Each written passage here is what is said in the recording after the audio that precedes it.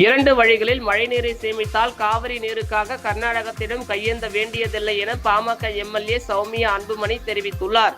சட்டப்பேரவையில் இன்று நடைபெற்ற விவாதத்தில் பேசிய சௌமியா அன்புமணி, முன்பெல்லாம் 50 நாட்களாவது மழை பெய்யும், இப்போது விரைவாக அதிக மழை பொழிவு பெய்து அதிக தண்ணீர் கடலில் கலக்கிறது. பாலாறு, காவிரி ஆறுகளில் தடுப்பணைகள் கட்டி மழைநீரை சேமிக்கலாம். காவிரி 420 கிலோமீட்டர் ஓடுகிறது.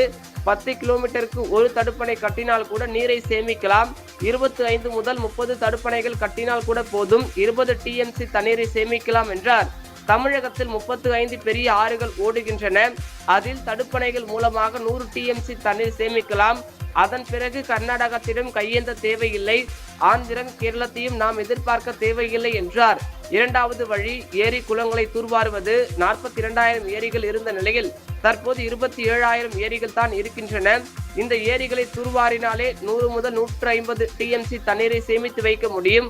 1 மீட்டர் அளவுக்கு தூர்வாரினாலே போதுமானது. இதனால் நிலத்தடி நீர்மட்டம் உயரும். இந்த திட்டங்கள் வேளாண் பட்ஜெட்டில் இருக்கும் என்று எதிர்பார்த்தோம். ஆனால் எதுவும் இல்லை என்று ஏமாற்றம் தெரிவித்தார்.